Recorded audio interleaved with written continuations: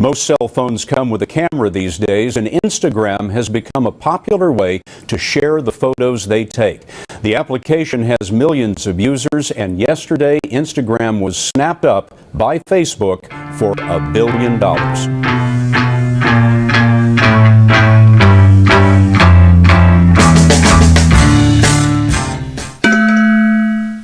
In that instant, 636 photos were just posted to Instagram. This means about 55 million photos on average a day. That's more than there are daily coffee drinkers in the US, and Instagram is only 3 years old. 1 in 5 people in today's world own a smartphone, each of them a potential photographer. This means that a new subset to photography has emerged, and perhaps even a new artistic genre, especially on the cyber platform of Instagram. Celebrities and politicians today make use of Instagram to garner followers, grandmothers and traveling businessmen on the verge of their midlife crises, and even my 12-year-old sister. In short, a lot of people. Our virtual world is virtually saturated with these images, and it leads us to wonder where exactly Instagram stands.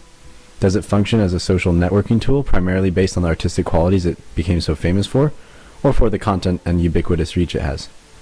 So we'll start by this. Why do people like Instagram as an application? Well, in short, it's fun, it's easy communication, it allows you to flaunt your life, and it makes for accessible art. But what is really behind the photos that are taken in Instagram, and what gets them likes? So let's start by looking at perhaps the weirdest trend in photography's history: photos of feet and selfies. These two styles distinctively reveal the underlying importance Instagram and the communication era has lent to the idea of the self within an environment, as people actively show their presence using feet, or place themselves as the primary focus in the foreground using the selfie. To give an idea of the prevalence of these types of photos, the third most common tag on Instagram is #me. There are more than 165 million selfies under this title. It seems only natural that the US invented and constitutes 40% of Instagram's force, as the US is an individualistic society that promotes and supports the self and the individual. After conducting a survey, many of these hypotheses were verified. People do prefer photos that include an aspect of the self, be it the selfie or the feet photos, more than the plain nature photos. This may seem unsurprising to you, but it really is. Psychology studies before the advent of the digital photo era revealed time and time again that people tend to prefer nature photos more than what they would call man-made, meaning buildings or people. This may be because nature is more generic and easy to relate to, whereas an identifiable person or structure is less so.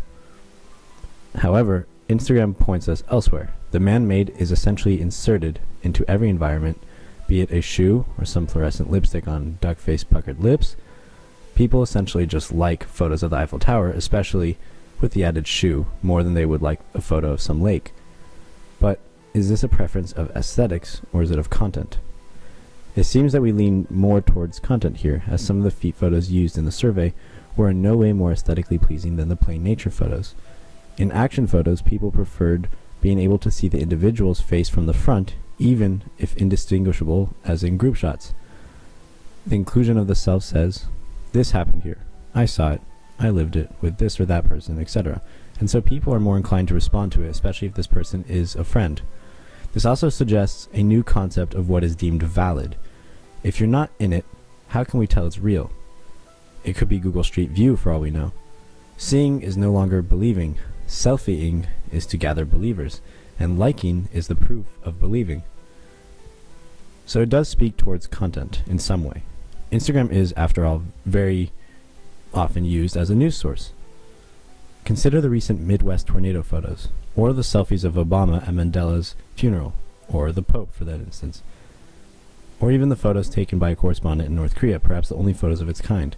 Instagram serves as the all-seeing eye now, and this has triggered much controversy over privacy, but it also carries some benefits, as in the presidential case in which it increases transparency beyond the official White House photographer. And people do value content, as seen by the inclusion of hashtags. Even if the photo is ugly, people will like it if it's well tagged. In fact, likes are proportional to tags, exponentially so.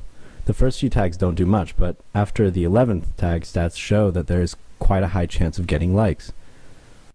But is the purpose of the photo really to spread news, and is it received as such? Not really. #me pops right back in. It is not a news source.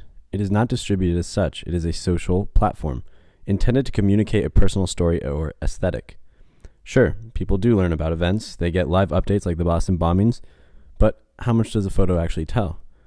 1,000 words, yes, but without the caption or the hashtag, and with the complete saturation of media images, a photo of some yellow caution tape could be of the Boston Marathon, or it could be of a CSI-themed frat party.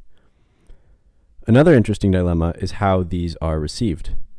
The platform is such that people see and are inclined to let others know they have seen it.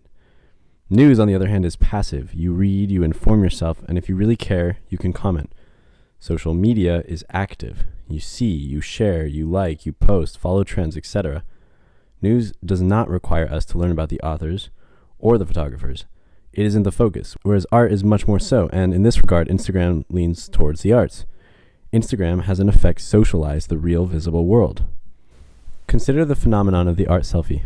All jokes aside, this phenomenon is similar to the social art world before, in which the appropriation of art into one's own world, taking it as a part of one's identity, is paralleled by the simultaneous insertion of themselves into the external world to which the art belongs.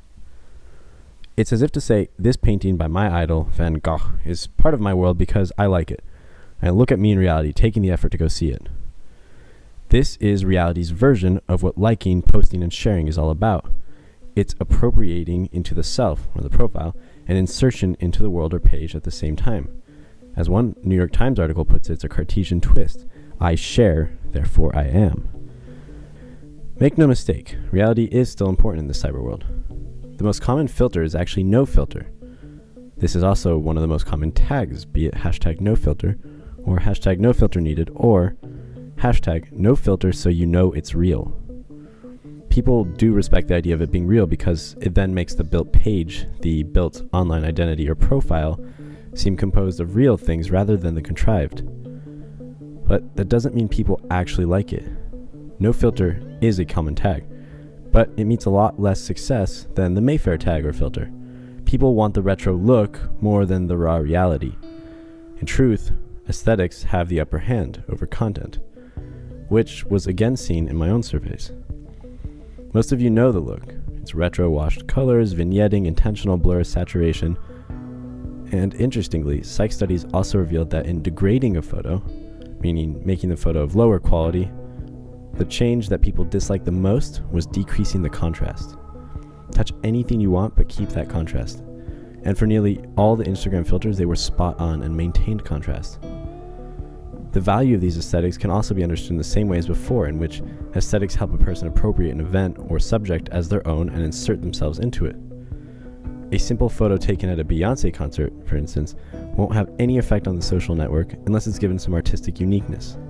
The same photo you took was probably taken 1,000,000 times at night, so you might as well work on the composition, and when all else fails, hashtag filter.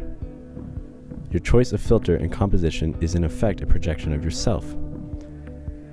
Being in a unique environment will surely get you likes, but a unique aesthetic will only help you more. Feet and selfies are, perhaps unfortunately, part of this aesthetic. The platform is where it all stems from. But this isn't to say all of this is a bad thing. This is just a similar change that happened with the advent of photography some 150 years ago, setting the modern art world into panic and outrage.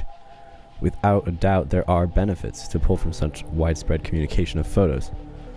For instance, it serves to the advantage of older arts. Analog photography has acquired a new value as people look for a new aesthetic, and they're prepared for less conventional styles. Low contrast or underexposed images are not mere accidental finger taps on touchscreens, but rather they're given a sense of intention and meaning. Instagram has given, though this should not reflect any cynicism, the benefit of doubt to alternative photographic styles and techniques, and has allowed wider and perhaps more subtle exploration of these themes. Another advantage is that we know what's going on, both in where your shoes travel, but also in current events and trends. It's entertaining and at times enriching to explore bizarre individuals' quirks. I found one guy who only takes photos of goats, another one who manages to find the same proportional triangle in every part of his world. Another guy gives us live updates from North Korea, and even Mexican drug cartels have been spotted on Instagram. That's pretty amazing. People enjoy looking for the bizarre, and it has its advantages, whether it reveals something about them as an individual or us as a generation. Now, how Instagram will change aesthetics, news, and art remain to be explored, especially with, Snapchat. but it surely does represent only another step in the ever-fluid evolution of these domains. I guess we'll have to wait and see. That's all for now. Thanks for listening.